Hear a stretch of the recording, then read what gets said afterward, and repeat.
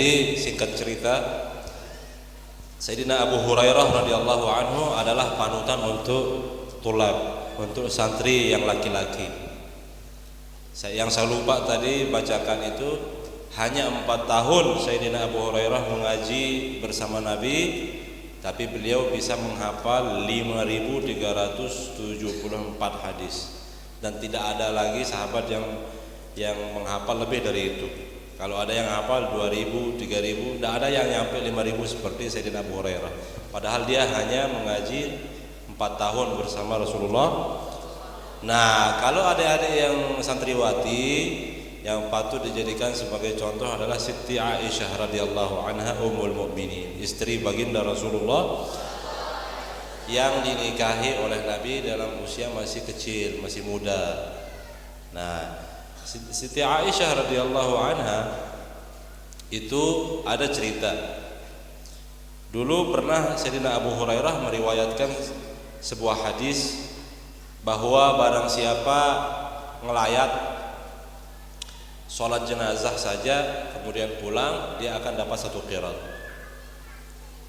Dan barang siapa bukan hanya menyolatkan jenazah saja, tapi ikut mengantar jenazahnya sampai acara pemakaman selesai, akan dapat 2 qirat. 2 qirat itu 1 qirat itu sebesar apa? Pahala 1 qirat itu sebesar gunung. Ketika Sayyidina Abu Hurairah meriwayatkan hadis ini, ada sahabat lain namanya Sayyidina Abdullah ibnu Umar. Beliau kaget mendengarkan hadis yang diriwayatkan oleh Abu Hurairah ini. Yuh, pernah Rasulullah bilang begitu? Berarti luar biasa dong pahala kita ngelayat, apalagi kita sampai bisa mengantar jenazahnya ke acara pemakaman. Jadi dia terheran-heran gitu. Nah, sikap dia yang heran, kok bisa, pernah ke Rasulullah menyampaikan seperti itu? Sayyidina Abu Hurairah jadi ragu, apakah yang saya sampaikan ini ada kurangnya atau apa gitu. Nah, Sayyidina Abu Hurairah agak ragu, diutuslah seseorang untuk menghadap kepada Siti Aisyah, istri baginda Rasulullah sallallahu alaihi wasallam, untuk menanyakan apakah yang diriwayatkan oleh Sayyidina Abu Hurairah benar adanya atau mungkin ada kurangnya, ada lebihnya. Setelah orang ini, utusan ini sampaikan kepada Siti Aisyah, apa jawaban Siti Aisyah? Betul, sadaqa Abu Hurairah. Betul sudah apa yang disampaikan, apa yang diriwayatkan, apa yang dia dengar langsung dari Rasulullah, betul seperti itu adanya. Nah, itulah kelebihan daripada Siti Aisyah. Jadi beliau adalah tempat kembalinya para sahabat, para pembesar sahabat. Sahabat-sahabat yang sesepuh kalau bingung pasti datang mencari solusi, mencari keterangan langsung dari Siti Aisyah radhiyallahu taala anha. Nah, beliau memberikan contoh. Ada hadis yang dihafal oleh beberapa sahabat bahwasanya orang yang meninggal itu, yang di dalam kubur itu, tersiksa dia oleh suara tangisan keluarganya. Tangisan keluarganya yang sedang berduka cita. Katanya ada hadis orang yang sudah meninggal ini merasa tersiksa apabila keluarganya meratapi, nangis meratapi kepergian almarhum ini.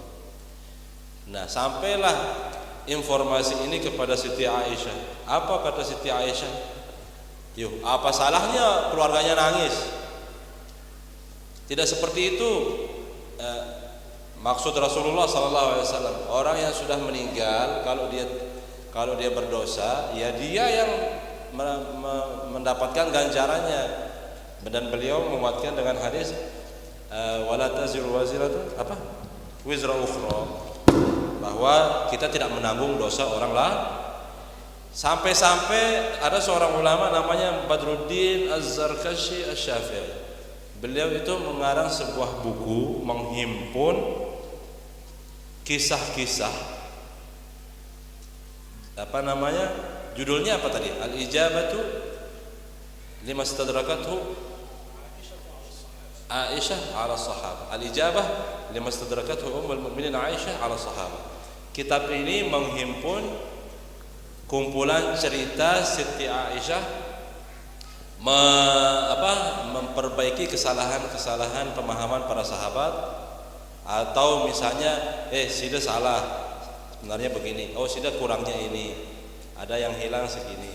Seperti contoh, beliau contohkan ada seorang sahabat meriwayatkan hadis dari Rasulullah. Rasulullah bersabda, ada 3 orang sial, ada 3 orang pembawa sial. Dia bilang ada sahabat menyebarkan ilmu kepada jamaah, mengatakan seperti ini. Rasulullah bersabda, ada 3 orang pembawa sial, termasuk diantaranya perempuan pembawa sial. Siti Aisyah langsung ngamuk, "Woi, bukan begitu.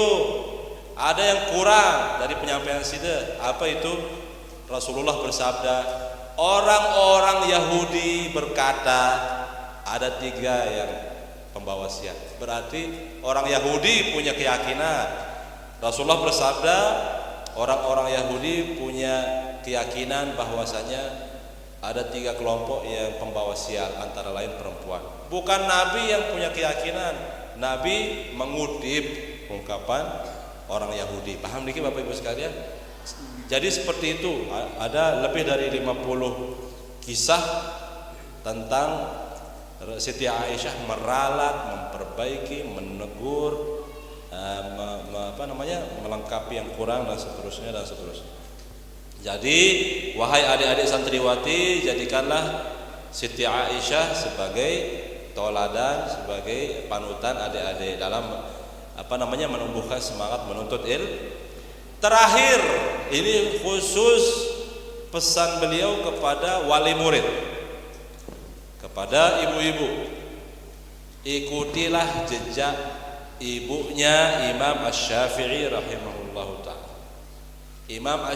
Ibunya Imam Asy-Syafi'i ketika melepas anaknya mondok, apa kata ibunya Imam Asy-Syafi'i? Fokuslah Sida belajar, fokuslah Sida menuntut ilmu.